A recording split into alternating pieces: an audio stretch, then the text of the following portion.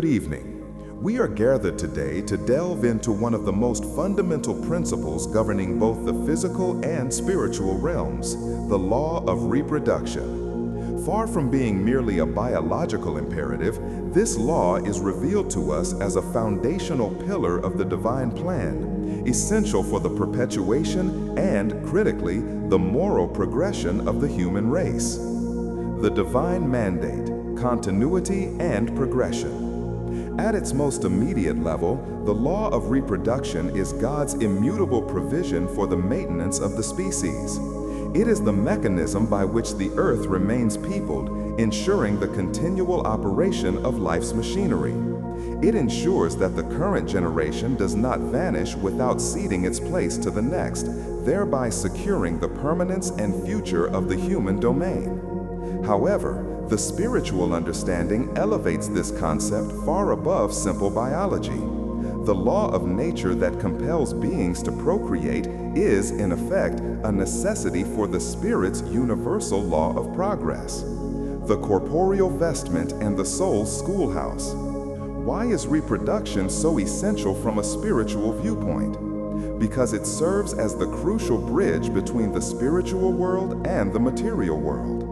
The earth is a school, a crucible, and a place of expiation for the incarnating spirit. Every spirit in its journey toward perfection is subjected to a series of corporeal existences. To progress, to acquire knowledge, to redeem past failings, and to develop moral faculties, the spirit requires the dense envelope of the body and the friction of material life. The law of reproduction is the perpetual provisioning system for these essential physical vestments.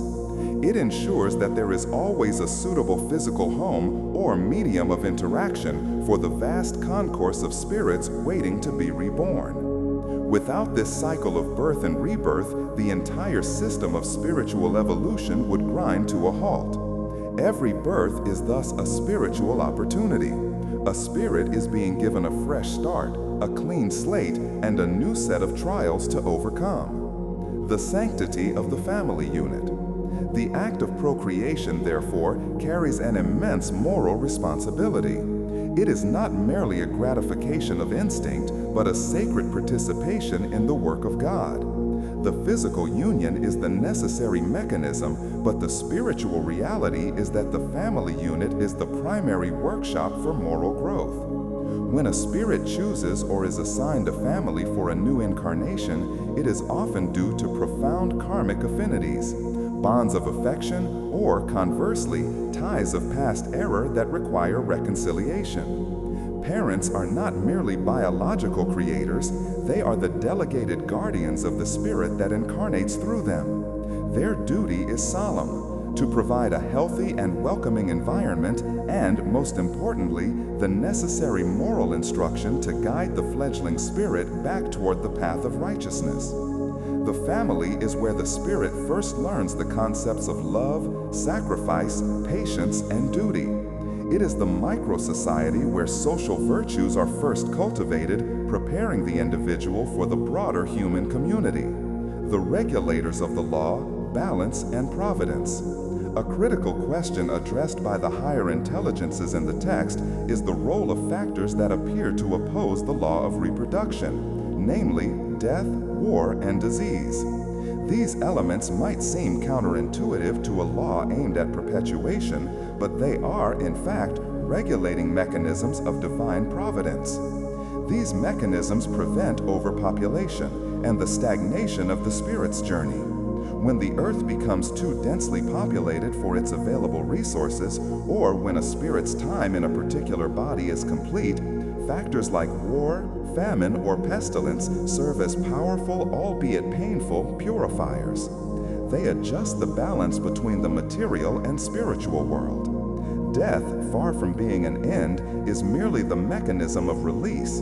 It frees the spirit from a worn-out or expired physical body, allowing it to return to the spirit realm for reflection, planning, and preparation for a new and higher existence. Conclusion. In sum, what we learn from this chapter is a far-reaching vision of existence. The law of reproduction is a majestic twofold operation. It ensures the physical continuity of the species, and it simultaneously guarantees the moral necessity of corporeal life for the purification and ascent of the spirit. Every birth we witness is proof of the divine mercy, a new chance offered to a pilgrim spirit on its long journey to perfection. Understanding this law transforms our perspective on life, family, and even death. It underscores our profound duty as temporary guardians and educators, reminding us that we are all continuously and irrevocably participants in the grand, perpetual drama of universal evolution.